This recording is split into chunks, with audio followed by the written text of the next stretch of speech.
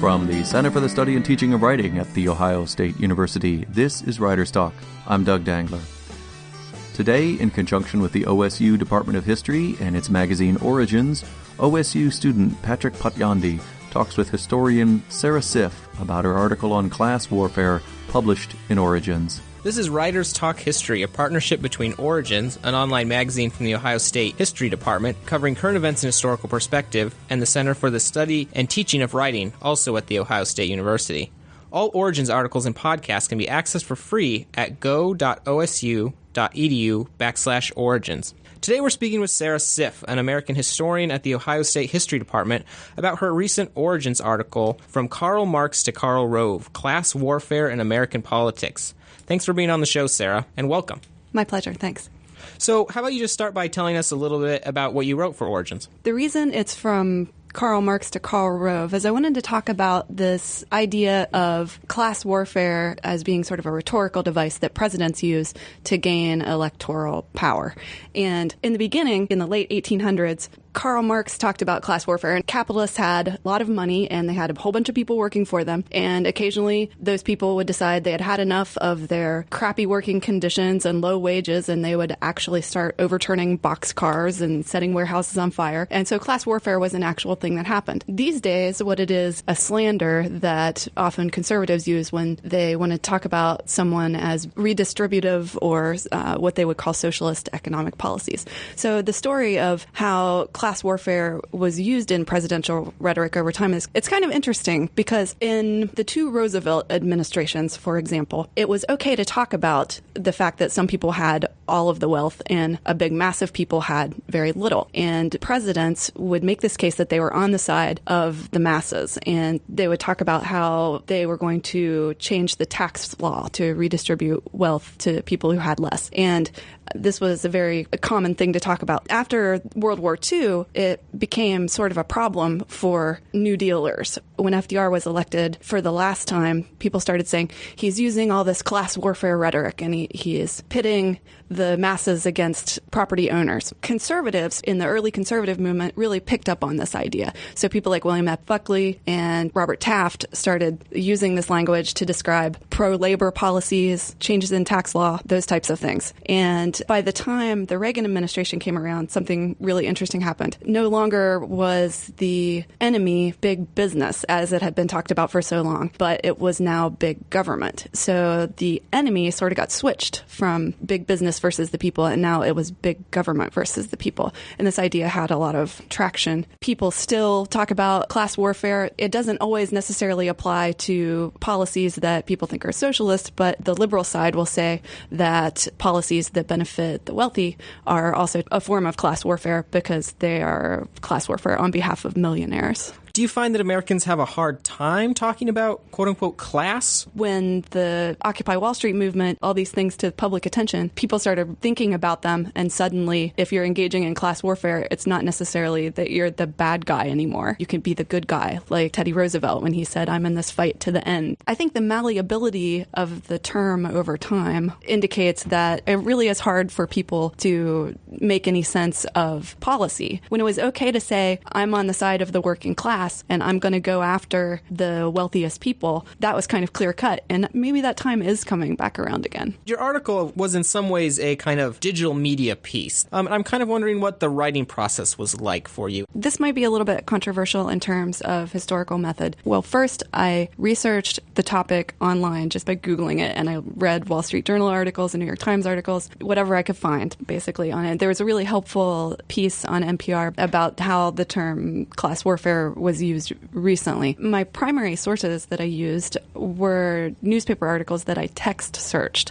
So it's probably not too cool in the history profession to say, yeah, I did my research by text searching newspaper archives. That's how I did that, and that's how I found the trends in how the term had been used. How is writing for digital media different from doing a traditional paper? And I think the answer is that you can point people to sources that are better than what you have to say about it just by linking to them. Right, so in that's kind of a hyperlink fashion. Yeah, so that's what's unique about it. And then you can provide as much to look at as you want, and you can't do that on paper. And I know you have a background in journalism, and I'm wondering how that might have prepared you for writing a piece like this? Journalistic style is a little bit different from academic style, of course, because when you're preparing an academic piece, you can structure your argument to build to your main point. And in journalistic writing, you want to put the most important information up front because you know that as the piece gets longer, you're going to lose readers one after another. So there's kind of a inverted pyramid idea in journalism where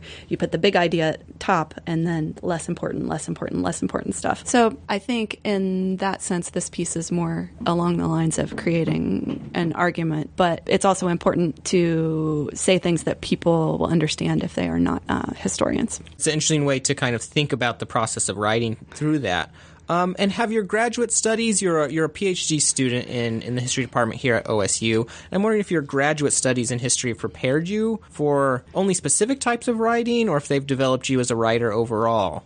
History as a discipline has the most variety in the style of writing of just about any discipline that I've done any significant amount of reading in. In some cases, you get people who present all of their theory up front and they'll talk in the first person. On the other hand, you get a lot of really exciting writers who are almost philosophical from the very beginning and are, talking about really deep things. So right. It's there's a huge variety. History is sort of classically told in a narrative format in chronological order, and that's another completely different style. So one of the things that drew me to the discipline in the beginning was that the writing was really good. And I remember I took, as an undergraduate, a class in the history of Vietnam, and it was the first time I had read journal articles from history, and they were so good. And I just immediately I became I wanted to read more of them, and I was interested in the publications, and the sort of intricacy and density of some of the writing really appealed to me. So do you think historians have almost an advantage in terms of their writing? Do they work more at it, or is it perhaps just more important to their discipline? To me, writing is important in any discipline, but particularly in history, you have to sell your idea, your version of how things happen. And to do that, you have to keep all these things in mind as you're writing. You have to be succinct because you don't want to lose people's attention. You have to be truthful. You have to present sources and sometimes you have to make a case that your sources are important. You have to make a case that your sources are credible. It's just a lot of different threads that you have to hold on to at once. It's challenging, definitely. Do you find it's hard to get people outside of academia? Do you find it hard to kind of explain what you do to them? What I find hard is when they say that my research sounds interesting, whether they mean that or not. Right, yeah. How genuine is that? Interesting. But my research is not esoteric. I am interested in how people thought about evolutionary theory during the civil rights era. So when I describe the three main things, for example, that I have so far found out about that topic, people seem to understand what I'm talking about, and they usually say it's interesting, but what does that mean? Right, definitely. I think I can relate to that difficulty there. And has your Origins article, From Karl Marx to Karl Rove, has your Origins article helped you to convey what you do in that regard? I posted it on Facebook, and so a handful of my friends probably will have read it. I hope that people find it accessible. The goal of Origins is to make research accessible, and I think it succeeds at doing that. Well, thanks, Sarah. Thank you for joining us today on Writers Talk History. Thank you. You're listening to Writers Talk from the Center for the Study and Teaching of Writing at The Ohio State University, with my guest, Patrick Potyondy, talking with historian Sarah Siff. More information about any of our guests can be found at www.writerstalk.org.